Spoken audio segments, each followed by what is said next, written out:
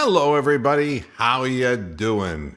It is Monday, and this is another week of Moohead Radio. I'm your host, a big and furry bovine. Joining me is Double P on the panel today. It's been a kind of a quiet day by Cleveland Brown standards, for sure. Compared to what we've been living through, God only knows. Today's show is an attempt to build a bridge of sorts. And I know that there are a lot of people who have differing opinions about what's going on. I want to start with my conclusions from, Blake, the attorney, Blake Weiner, being on the air with us on Friday. And I've had an entire weekend to kind of sit back and reflect and think about what was being said. And I guess the way that I look at this is if you want to continue to call Deshaun Watson a rapist, it's your prerogative if you want to use that kind of language, but all criminal counts have just not gone anywhere. So what we're really talking about, if you're going to refer to him that way, is your opinion and the fact that you're distressed over whatever behavior it is that he performed. Me, on the other hand, I don't take a side in a thing like this until I can just have a bigger picture to look at. A lot of people, they put out videos indiscriminately. And, when there was word that there was going to be a second grand jury involved, they came out and went, aha, I told you there was going to be more. He is a rapist. And then, of course, that came and went in one day, and now they look like idiots. To me, you got to be patient about stuff, and you got to wait as the story unfolds. My personal feeling is I don't pretend to know a man's innocence or guilt, but I will say this. That predicated on not only the attorney we had on the air, but all the things that I have read, all the people I have talked to, told me that in over 95% of the cases, these types of civil actions result in settlements. So, what am I going to convince you of? And what are you going to convince me of?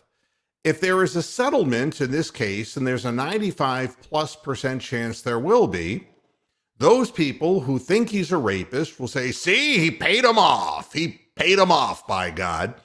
And the people who support him would say, geez, these people are getting on his back. He's got to, move on. The NFL's got to assess what they're going to do.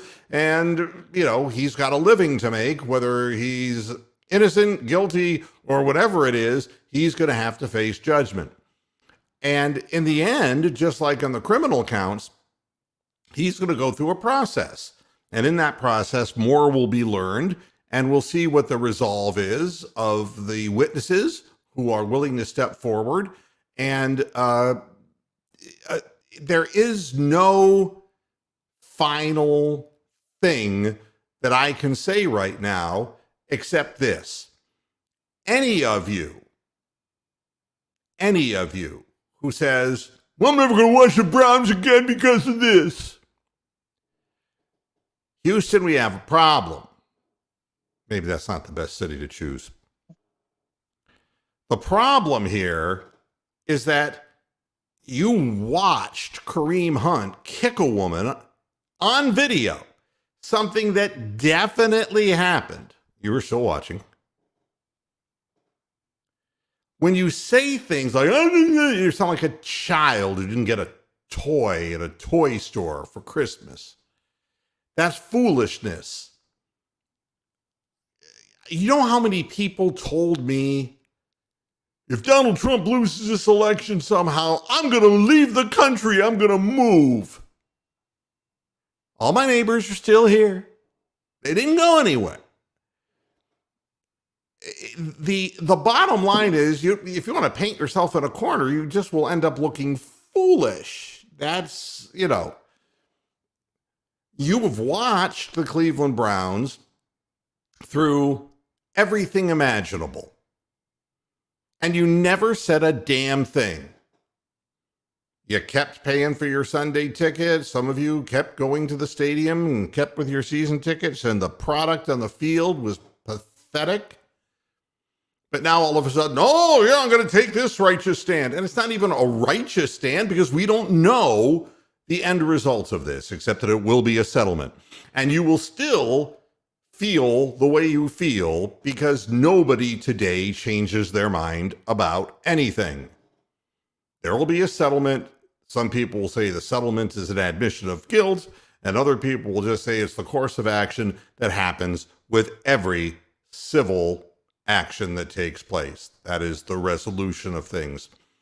When the money runs out for the people who are the plaintiffs, or when the time runs out for Deshaun Watson, there will be a settlement. Until then, this will drag on, and to continue talking about it is really stupid.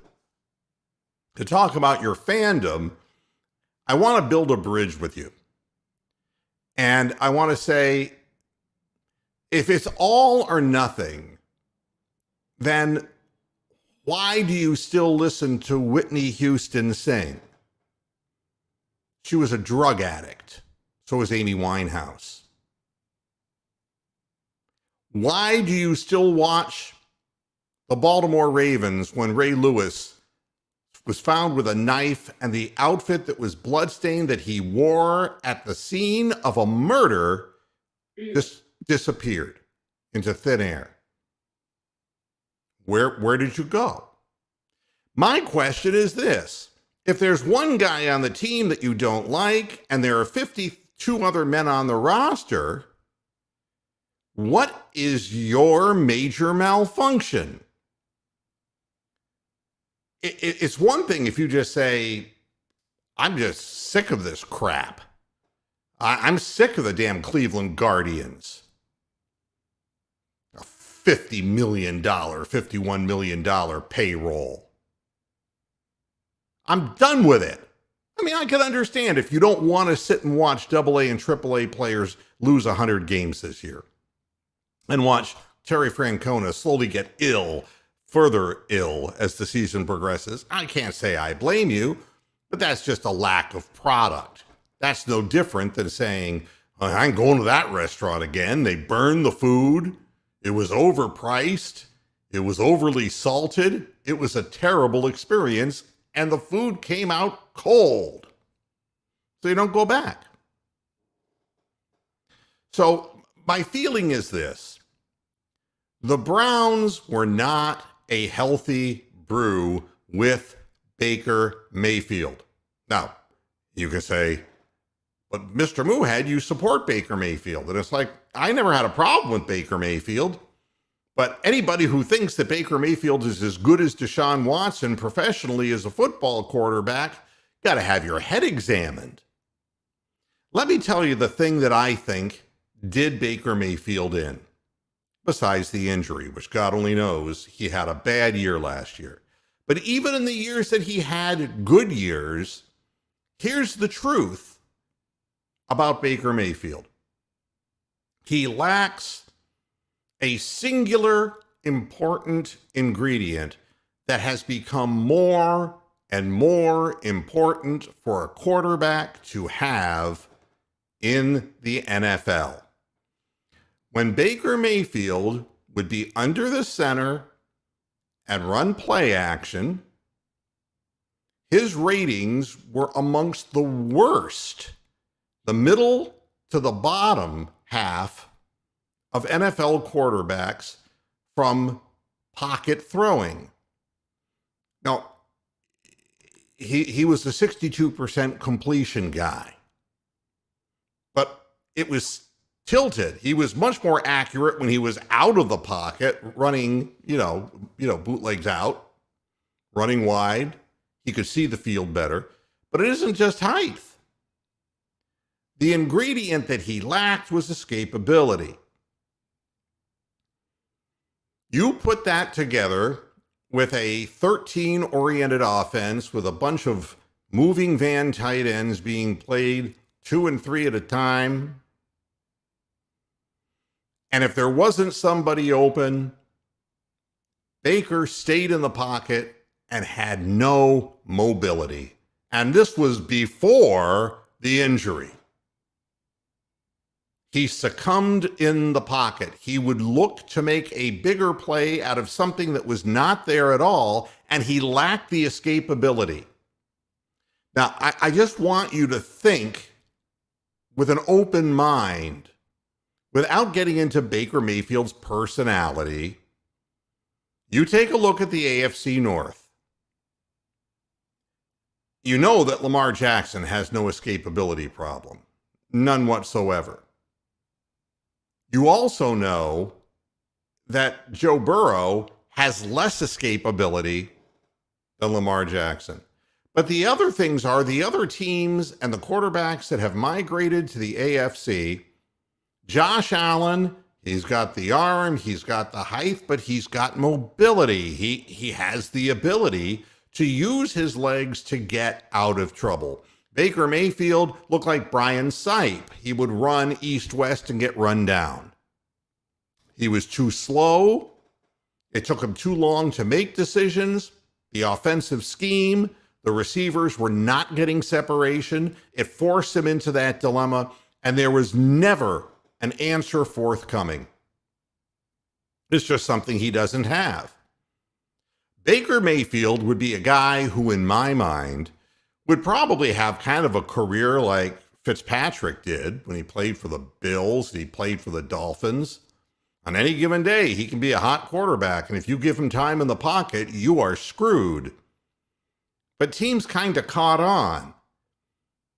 Even with a great running game, in order to keep teams off balance, it forced Baker Mayfield out of shotgun scenarios and into play action under the center snaps. And even when they tried to go and do more of the shotgun snaps, people weren't open, the pocket would collapse, and he couldn't get out. He was trapped. He couldn't see out of it, nor could he escape. Now, Russell Wilson has escapability. You may say that, well, why is it so necessary? And the answer is simple.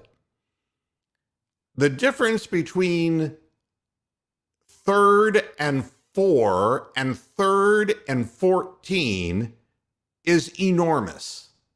And even Joe Burrow, after an ACL situation, has enough to get out of the pocket and find open field and get to where he's going, even if he has to slide and go down. Deshaun Watson is bigger. Yes, he sees over people better. He's more accurate as far as his career is concerned. But he has escapability. He's not a running quarterback. It's not like Lamar Jackson. He's not a running quarterback. But he has the ability, if his options are covered, he has escapability, and he has the size, strength, and mass to keep plays open and ongoing longer. So what's the big deal here? You're looking at an AFC with a bunch of quarterbacks who have these features. They have escapability. And if you put in a big pass rush blitz scheme on a quarterback like that, he'll find a seam and he'll go through that and he'll take 6-7 yards, and then it's like 3rd and 3. And that opens up the playbook. What is there on 3rd and 14? There is nothing that I could see in Kevin Stefanski's playbook that was going to deliver on a 3rd and 14, and we were in way too many of them. And, why isn't Baker Mayfield getting any offers? Why is there no interest for him? Well, Joe Thomas says that he turned down $30 million, but I don't believe that there is any substantiation to that story. But interestingly, the rebuttal of it being 100% false came from none other than Mary Kay Cabbagehead, who is on the Cleveland.com payroll and also doesn't want to step afoul of anybody in the Cleveland Browns organization. Would the Browns have offered him $30 million a year? Who the hell knows? What I do know is this: the AFC now, it's a different animal, a completely different situation. Yeah, and Go ahead, Peter. and I was gonna add real quick about the whole Baker thing. When Baker's rookie season, when he looked really good, he was always escaping to the right and he was playing with more confidence. And then the next year, the league caught on, and in that Ravens game and in the Steelers game, they were boxing him in and he couldn't go right. And then as we see how he is now, where he kind of just stuck in the pocket because the league knows him now. Well, I think, sure, when there's enough film, and I'll be honest with you, Joe Burrow, because he had a weak offensive line, honestly got sacked way too many times. Yeah. And he also has a tendency to want to make big plays down the field, and he might hold on to the ball a little bit longer than than he should in some occasions. Hey, Derek, how you doing? Hello. My feeling is you don't have to love Baker Mayfield or hate Baker Mayfield. You have to kind of look at how the cards are sitting and say, if you have an opportunity to get a quarterback who has Deshaun Watson has better throwing skills and mechanics than Lamar Jackson. They're not at all similar, but a guy who's got strength, size, accuracy, and escapability, and knowing that that's what you're going to be playing against in the AFC. If I were the Cleveland Browns, I'd have done exactly what they did. I mean, what future is there in having a guy who's undersized and slow when everybody else is able to take advantage of field position because their quarterbacks have the ability, for the most part, to escape 7-8 yard losses on second down passing or on third down passing? What do you say, Derek? About Baker? Yep. I think Baker is getting himself in trouble. I think he's a guy who still has talent that coaches would be interested in, but I think at this point, the way the league's looking at him is it's not worth it because of the off the field stuff. It's unfortunate for him, but at this point, there's really nothing you can do to repair it. Because, I mean, he's already done what he's done, and not that it's his fault, but to make matters worse, he's in the PJ commercial. And it's like, here we go. It's unfortunate, but at the end of the day, you have to look at him. You cannot just blame everybody else but him because you want to look at it that way. Now, PS has made a comment in the chat room. Too much change doomed Baker. Many quarterbacks don't have mobility, have succeeded. But the bottom line is nobody's running after Matt Ryan now, are they? Nobody was really running after quarterbacks who are smaller sized and immobile, because it's the whole idea now is your defensive pass rushers have to be light enough weight and run speeds to get around the corner and to be able to chase down quarterbacks, and quarterbacks have gotten faster. The Browns were behind the times, and perhaps Baker Mayfield exists in a wrong time in the history of professional football. But, I think that this is not meant to say anything bad about his character, but to point out the fact that nobody's going after him and nobody wants to have to pay the $18.8 million to find out next year seems rather remarkable. Yeah, and by the way, I know there have been a lot of people saying that's why the Browns haven't made moves. I'm not going to say anything, but the Browns, they're going to do something. They're not waiting out on Baker Mayfield. No, and I think all you can do at this point is recognize the fact that things have kind of gone amiss, and maybe you thought there would be more value to that player, but he has been devalued by a whole set of circumstances of agita between the two parties involved, the Browns and Baker Mayfield. Who knows what Baker Mayfield's people are saying and what they're telling him to do. I can guarantee you this. The Pittsburgh Steelers brought in Mitch Trubisky because they took a look at the board and they were not going to trade up, for Pickett. They weren't going to do it. It's better off for teams today to just say, fuck it. We're going to lose and we're going to have a chance to get a Trevor Lawrence. If that was a good pick or not, we'll see. But to get a top-rated guy. And until then, we'll just kind of live with our defense, which is what they did. They doubled down by bringing Brian Flores in, and the Steelers will try to exist by holding teams to low point totals. That's going to be what the plan is. For the rest of us who are in it, you got to get to the quarterback, but you got to figure they're going to put up X number of points, and if you have a quarterback who is really trapped in the backfield every time, and third down conversions are pathetic because of the fact that they've devised blitz schemes that overcome your running game advantage, and your quarterback is got a bunch of slowpoke receivers and has no escapability. What do you think is going to happen? Deshaun Watson, his reputation tarnished, was the best train in the station, and it was leaving, folks. And it wasn't just the Browns who were trying to get him. Don't think that for a minute. If you're going to, I want to be a Browns fan again. So it's like, do you think that's what people in New Orleans were saying? Do you think that's what people in Atlanta were saying? Do you think that's what people in Carolina were saying? Yeah, me and Double P can confirm what the fan bases of the other teams are saying, just listening to some of them. Falcons fans wanted him bad. Yeah. I mean, it's the idea of role models always bothers me. The answer, if you love the way Whitney Houston sings, you can be sorrowful of the fact that she killed herself by being a drug addict. All right?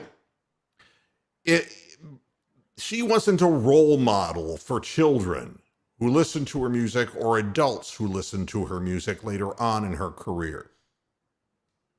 There are lots of people that we love for their art, not for their personalities or characters. There are a lot of unsavory people in sports, a lot of them. I mean, Lance Armstrong would come to mind.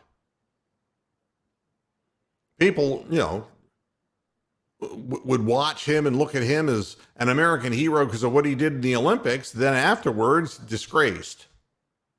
But it doesn't change what he was able to do. Athletes in general, I mean, if you're going to talk about all of baseball players who have done steroids, if you're going to talk about basketball players, and I don't see that LeBron James has ever done anything bad, but the Cleveland fans hate him too. I don't want him back here. I'm sick of him. And, a lot of it is that they don't like what's coming out of his mouth. And yes, he does shoot his mouth off a lot. There's a lot of look at me in LeBron James. But I remember LeBron James for what he did on the court. That's his art. That's what he does. I didn't give a fuck what Luciano Pavarotti did when he was off the stage. I just wanted to see him. I wanted to listen to that voice. For us to be so parochial about this, it's foolish.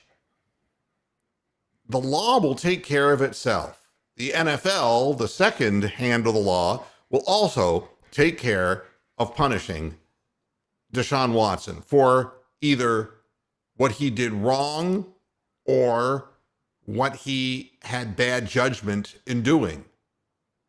Be sure that he's going to miss a good number of games this year. Be sure.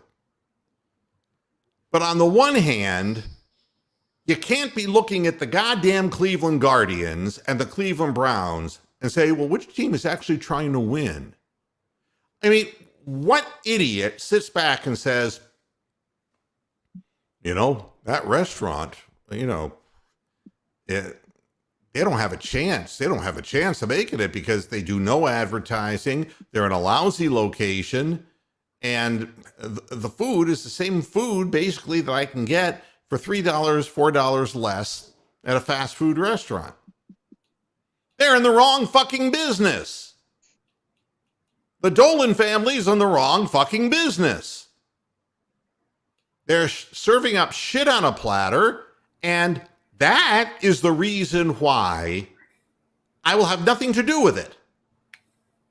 And there is such a distinction here. You may not like Jimmy Haslam. I don't. But they're doing something to try to win. If they just said, fuck the whole thing, and we're going to go one more year with Baker, and then he got sacked a gazillion times, and he got hurt again or whatever, and then you'd be like, well, one year later, and we're not going to have a quarterback because we finished near 500, and this will go on forever, and everybody's getting stronger in the AFC except us. And you'd be whining about that. This team is trying to win. The front office brought a premier, elite quarterback to Cleveland. If you don't want to cheer for the team, you don't have to cheer for the team.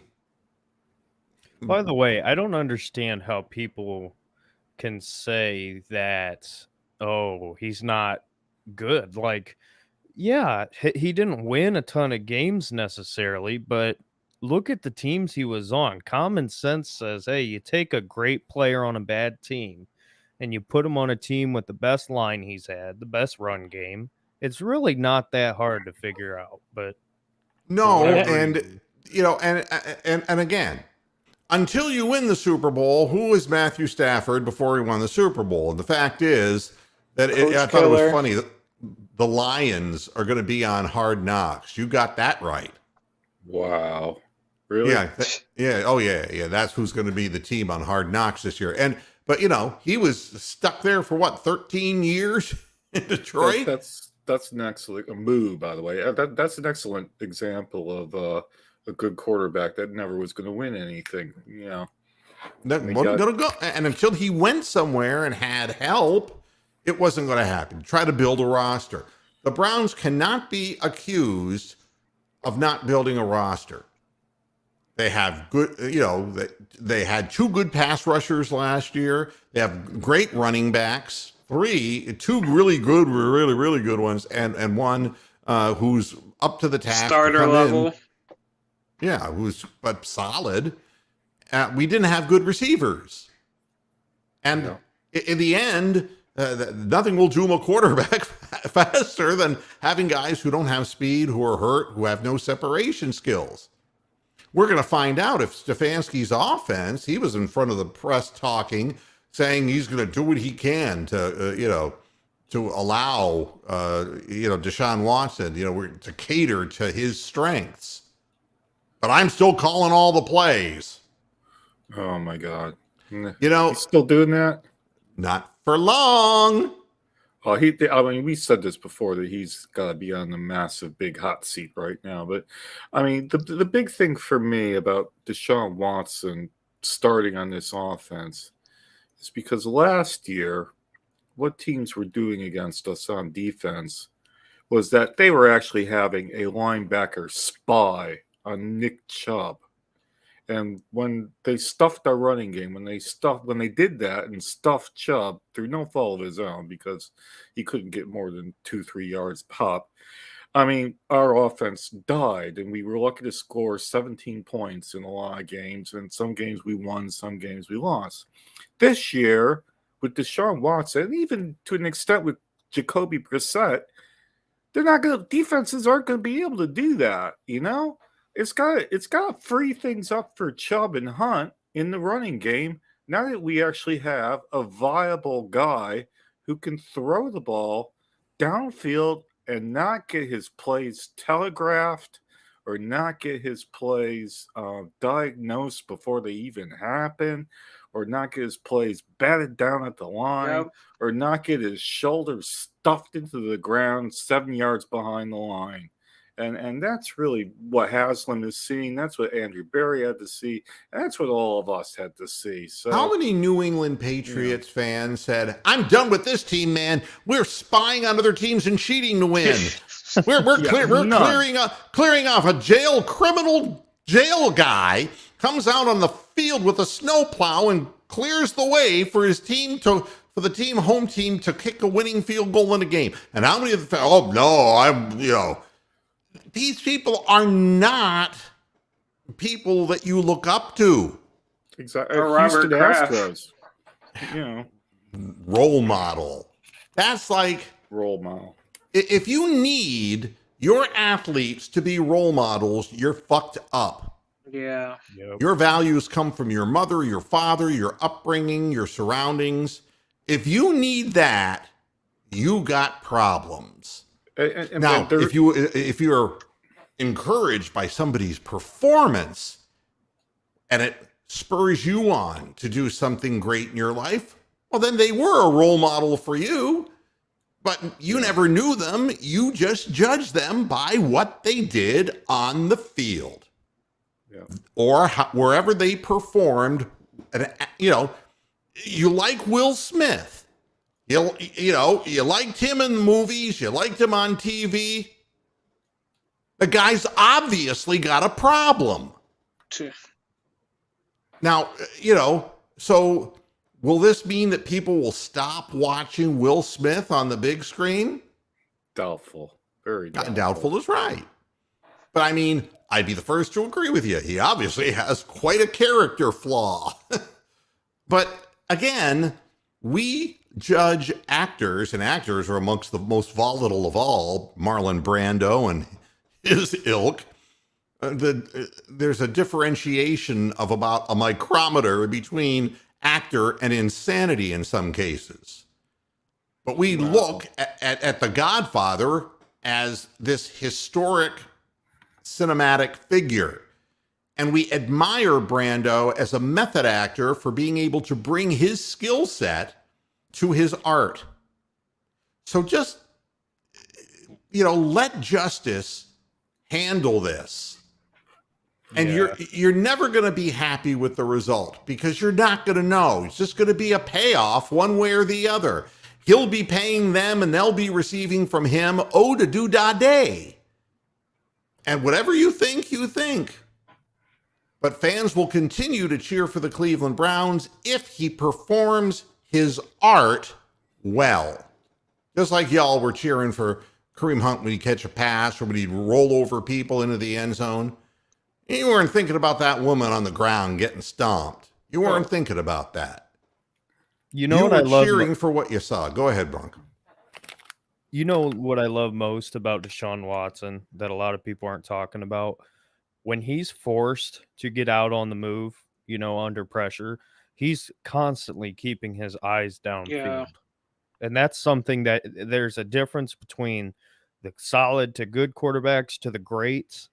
Quarterbacks that can do that, move around in the pocket, under pressure, running outside. When you're constantly keeping your eyes downfield and looking for your receiver and not for run lanes, that's massive. Yeah, well, I mean, I'm going to say something that's probably going to irritate some of the people who want, to basically apportion their judgment of Deshaun Watson based on whatever they think rather than what gets settled in a court of law.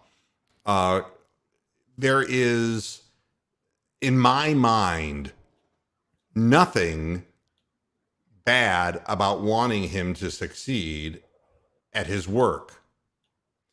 What he showed in a press conference was composure. You may not agree with him. You may think he's guilty as hell. But what would Baker Mayfield have done if he was accused of these things and all? He couldn't handle Mary Kay Cabbagehead. I mean, composure is part of why he's good at what he does, and it's part of the reason why Baker Mayfield doesn't have a job. That's a good point. I mean, you're not going to get an argument from me about that. I mean, it's the way things work out. And, who's a better person? Oh, for God's sakes. You voted for one of two candidates, right down the We're both middle trash. or whatever, close to it, 52 to 48 between two presidential candidates. And on the left side, you ignore the fact that the guy's bumbling, stumbling, and is not mentally at full capacity. And on the other hand, you forgave the guy who treated women and talked on video about pussies this and pussies that, and who just was misogynistic and pissed all over women in his personal life. And you forgave him that. And the reason is because you felt more secure with one of those guys as your leader. Just be the same way. You're like that with everything else. You can't have it both ways. You can't talk about somebody's allegations and not talk about the other ones. Just because you want one of them to be true because you hate somebody. Well, you can have philosophical beliefs that that you share with a politician who's an absolute monster in other ways. You can agree with somebody who's, a chronic womanizer. I mean, I could, tell you about Muhammad Ali was the greatest fighter who ever lived. He was also one of the preeminent womanizers who cheated on his wives and hurt them very much. He did all that. He did all that. And if you looked at it that way, that's not the role model you wanted your children to be seeing. But we remember him in the black and white footage and later in the color footage as a guy who was inordinately skilled. That's how we remember him. It's like that in everything. So, I wanted to add about Deshaun too. A lot of people. Are you in a fish tank? Yeah, Hey, you're sounding like you're in a fish tank. Is right. Turn up double P. I can't hear him. Yeah. Is it better now? Try now. Is it better now? No. There you go.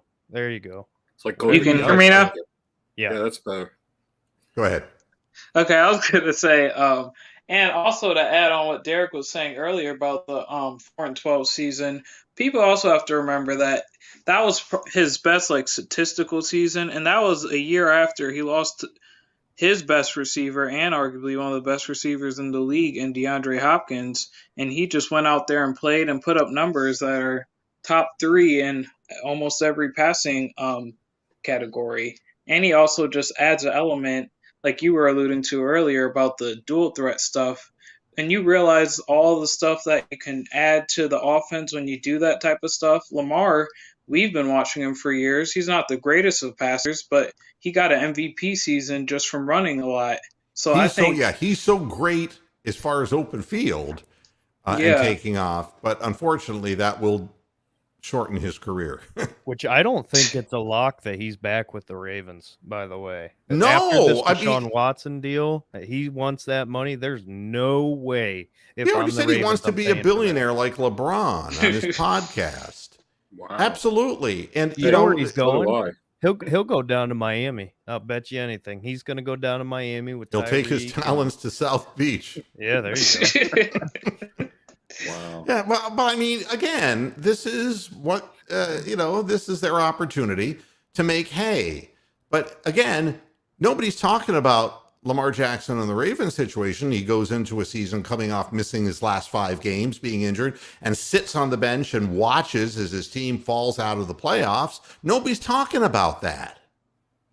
But yeah, you're very well possibly correct. He probably wants to have a big year next year so he can have the ultimate payday the following year for whoever offers it to him. That's just kind of the way it is. If you're wondering what Kevin Stefanski said, he plans to mold the offense around Watson. He expects Watson to participate in voluntary workouts, but he has to bring his own towel. Oh God. The Browns valued Jacoby Brissett's experience. That's a nice way of saying, well, he ain't a starting quarterback, but we appreciate the beatings he's taken over the years, and he will be starting for the Browns. I'll tell you what, old Jacoby, if you put him in the pantheon of Cleveland Browns quarterbacks since 1999, Fits right he's in. going to be in the upper third. Yeah, But he's not he horrible. fits in. He's not somebody who's going to challenge you vertically. He's not a guy who puts touchdowns on the scoreboard from the red zone. He's a guy who manages games. Correct. I had a quick question. Would you Yeah. rather, for everyone, would you rather have Jacoby Brissett or Teddy Bridgewater as the QB2? Because I'm leaning Bridgewater. Because now that we have the Deshaun Watson. You're fading again. Oh, did you hear my question or no? No, I mean your volume is changing radically. Is your distance from the microphone somehow changing? No, I'm using my headset and my cable. Yeah, you need a new headset or a Wow. new microphone. Yeah, something's gone wrong Can you for hear you. me there, now Double or D. no? No, Not I mean really. barely. Hey, Moo, do you remember my first mic that I ever had that looked like a mouse with an antenna on it? Yeah. Well, you've I could still do upgraded. I that, mean, Double D. your microphone now. You have the Shure, don't you? Yeah, it better be upgraded. I mean, for the money I spent on it. No, but I mean that's a great. I mean, you're using a microphone that's better than the microphone I use. So, I don't know, Peter. You're going to have to do something for whatever reason. Whatever you did before, you suddenly sounded clear, and then all of a sudden it went blitzkrieg. Do I sound better now? Yeah. There you go. What are you Okay, doing? I Are you just coming back? No, I just took the headset off. I was just basically asking, Oh. would you rather have Jacoby Brissett or Teddy Bridgewater going into this year? And I'm I leaning mean- Bridgewater. I mean, yeah. Would you rather have Delta COVID or Omicron? I mean, what kind of a choice are you giving me here? It's like flying Delta or Southwest. If you play either of those guys, as their careers have proven, you're not going to win. So, Especially, I You mean, know, pick after your poison. watching Teddy against us in the Broncos game, I've never lost so much respect for a player. As Yeah, I horrible as was- he think was. Brissett's better. it was weak sauce, man. But I mean, again, you look at all the teams' backup quarterbacks, and to be very honest, the Bills aren't going to be the Bills. The Ravens aren't going to be the Ravens. The Bengals are not going to be the Bengals without their primary guy. So something happens to your first string quarterback, and every team is going to go in the dumper. It's not like, teams are going to somehow survive that. It doesn't work that way.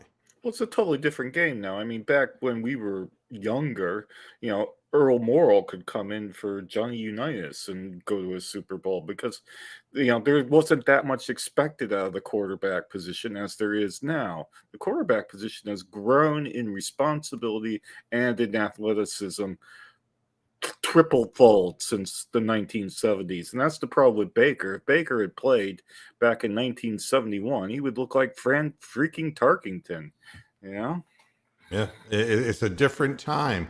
What also Stefanski said is that Amari Cooper can be lined up inside or outside. And unfortunately, he was referring to the stadium. So this becomes a potential problem. But Cooper has great route running skills, and he can line up in either spot in an offense. If he lines up inside, he'll just be running into the tight end. I told you though, before we got him, he was my dream get. He fits perfectly with what we want to do, especially now with our new quarterback. Well, I would recommend if you get any free time. Sorry, I didn't mean to cut you off. No, but no, if you get please, any go on. free time, go on YouTube, and I would actually recommend both. But go watch the Amari Cooper, Bucky Brooks, and I forget who the other one was. Kurt Warner. They do like a film breakdown, and it is like a Okay. really good representation of like how Amari plays. You know what I mean? How he gets off of the line of scrimmage and all that. Now, both of them, I mean, Deshaun Watson also has one that was pretty good. I thought the Amari one was better, but if you get any time, I would recommend looking those up. Yeah. One of the things that was said by Stefanski, he was asked, will the Browns add another tight end? He said, not really sure, but you can never have enough tight ends. It's like, no. You know what that's like? That was like Tom Petty, All right, the tour's done just this one time. Just this one last time. If you don't get off this goddamn tight end thing, you're going to be like fucking Jeff Lynne without his goddamn orchestra behind him. I mean, you're going to be nowhere. You've got to be expansive in your thinking, Stefanski. My goodness. I don't care about how many tight ends you have, because in the end, if you're a slave to a system, you got to make it work for the person who's running the show. And that is the $230 million guy, not you, Kevin. As far as the draft, he's on a tight leash. Yeah. He says there are no real changes for the draft plans after trading the first round pick. They'll just be studying who goes where and hope that somebody's available beside Pickens at 44 and Slim Pickens. And that's what I call him now, because he's 6'3", but he's only 195 pounds. And if you want him to be your big receiver who fights people for passes, he's not, besides the problems he had with character issues in college that affected his playing status, but the fact that he's not physically strong enough to really outfight people for the ball. And he's had injuries. And yes, he's coming off a big ACL injury. So, it does change the draft when you don't have a first round pick, but the answer is there will be a receiver. I'll say at 44. This, I will not be surprised if the Browns, if they like a guy and they potentially move up a little bit. That wouldn't surprise me either.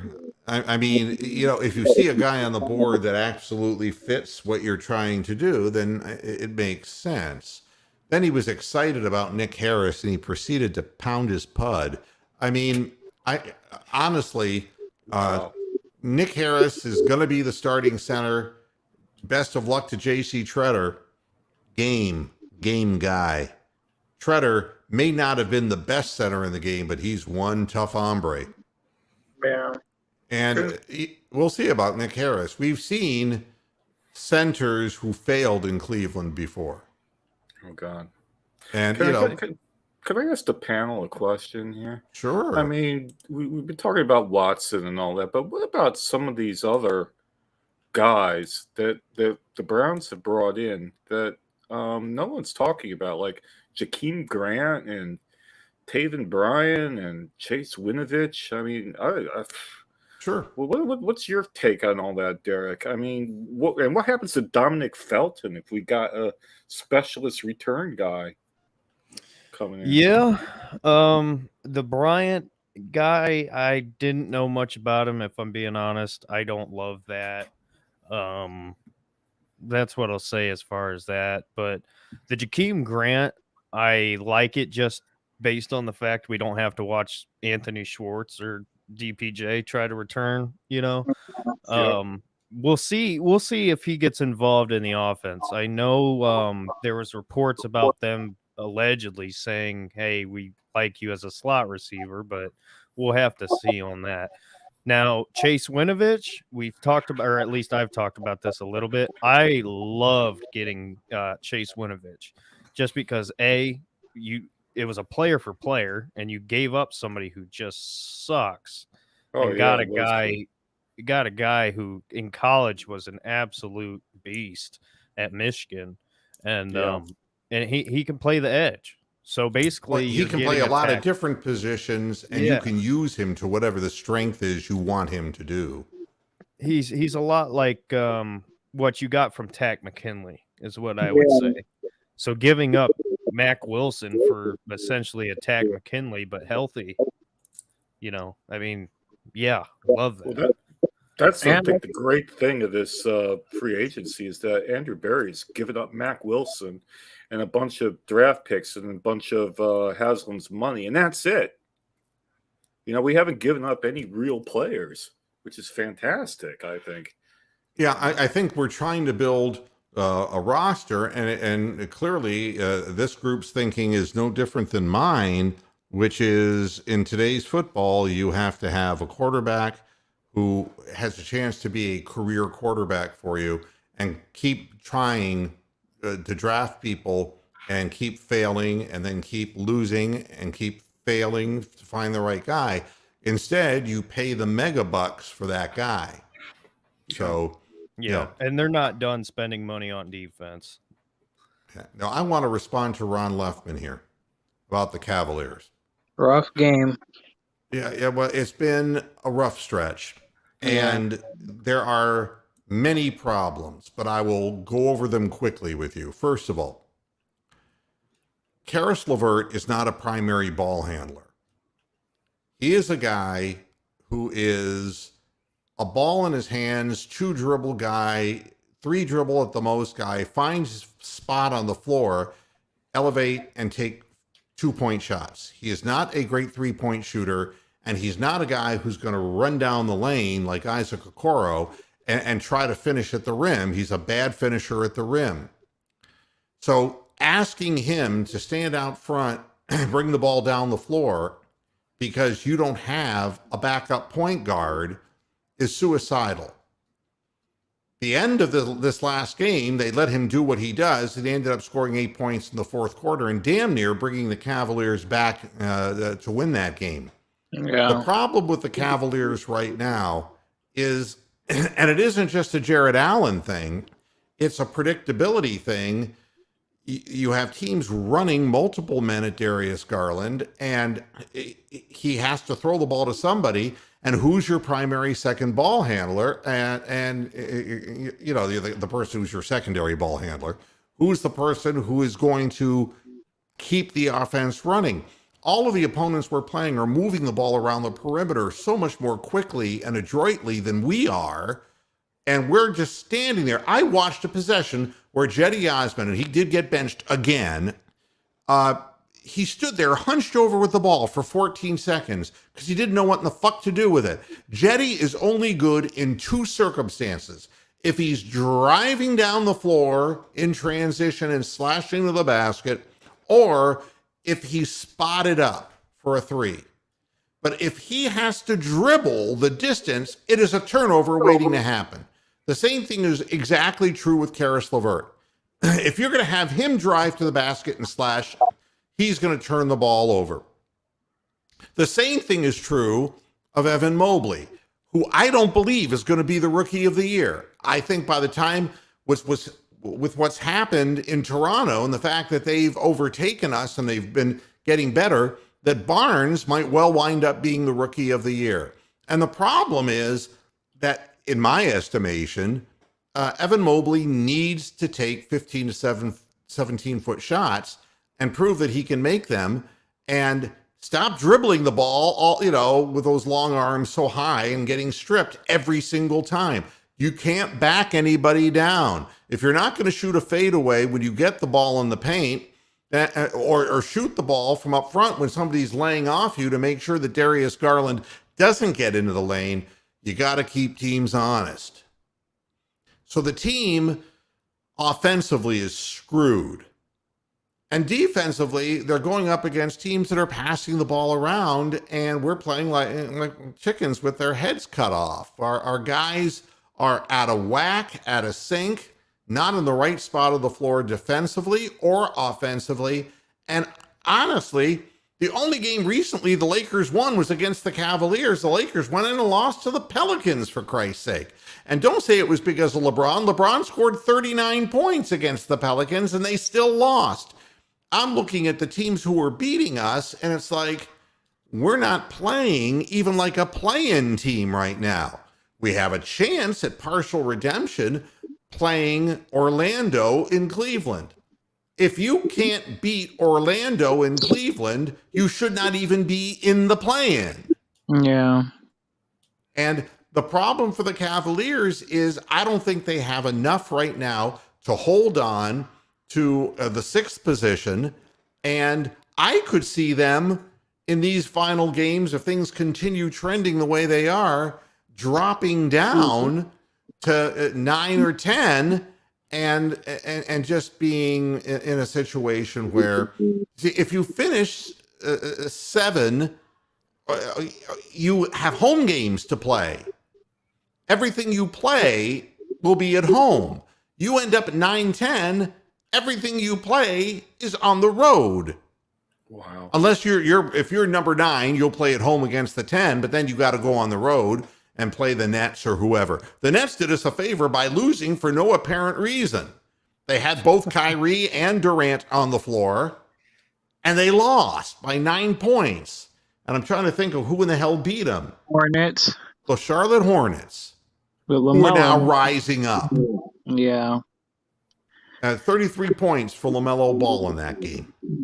So it's going to be a real uphill struggle, because no matter what Darius Garland says, oh yeah, we're a playoff team and we're going to get there and we're going to do it, they're not playing like it. They don't look like it. The coach doesn't look like he has an answer for the defense that is being thrown by running multiple men at his point guard. Darius Garland has to think offense to start out games. I understand, getting 18, 19, even 20 assists in a game is a great thing, and it will come because he's a good passer. But you have to score the basketball. And if he's in pass first mode constantly and getting double teamed and picks up his dribble, there's nowhere to go. So, the Cavaliers have an uphill struggle. And they're going to be, in my estimation, a play-in team, and that will doom them. I wanted, just like everybody wanted, was a full series. And we'd have gotten beaten there too. Correct. But the experience that you get from playing both on the road and at home is a good experience for a young team. But what it shows me is that it isn't Jared Allen per se. You have to have a complementary group of players who are not up and down like Jetty Osman, the Ritalin child. Not people who are, there's nothing wrong with Karis LeVert in a given role that he plays, but you got to have 3 to 4 deep off the bench who have unique skill sets and have some chemistry. And right now, the injuries and just fatigue, I think, battle fatigue, has turned the team. What did Vince Lombardi said? Fatigue makes cowards of us all. And at the end of the game, when we had a chance to close that game, just this last game against the Bulls, I mean, we let DeRozan get to his spot. We let them make those last couple of shots when we needed the biggest stops, and our offense went to shit in the final possessions of the game. And that was on our home floor. And that was rough seeing Garland. They were just swarming in, and I don't know if he was being indecisive, but that one, I don't remember the score, but we were still close where he could have made it like a 1-score game or 2-possession game, and he was driving to the basket, and I don't know if he wanted to score or pass or whatnot, and they just do it out of bounds. There's been a lot of that. I mean, there was a play where LeVert was going to the basket, and it looked like he didn't decide whether he wanted to throw it down or bank it, and the ball slipped out of his hands and just flew over the backboard. I mean, there's been a lot of turnovers. I mean, lazy inbounds passes that get stolen, that taken the length of the floor, things you would expect from the 24-win Cleveland Cavaliers. So there is no time to right the ship but now. And we'll see. The game's going to start right now. So I'm going to get off the air and I'm going to watch. I'm going to cheer for my team. But it is frustrating because we're not making the adjustments that we need to make. and they extended JB Bickerstaff, and he took the league by storm and surprise. But right now, I'm not. What I see is him. I'm gonna start Levert. No, I'm not. I'm gonna start. I'm gonna play Okoro more. No, I'm not. I'm not gonna play Jetty at all. No, yes, I am. I mean, it's like a mad scientist trying to put things together, hoping to come up with some magic potion. Hey, And Mook, can I talk to you real quick after the show? sure. Okay. All right. Adam, I got to get out of here because I got to watch the game. And this is a big game, and it's going to tell a lot about the rest of the season. But we will be back on Friday. And who knows, if something breaks for the Browns, I could be back on doing this earlier because we're due to move forward in free agency. And there may be something, yet to happen with Clowney or with Landry or any number of people. So we'll stop here today. All right. Everybody, thanks a lot for tuning in to this edition of Moohead Radio. Back again Friday. Go Cavs and go Browns, and just enjoy sports for what they are. Don't make more of it than what it is. I'll see you next time. Until then, hasta la vista, Pastureheads. Good night.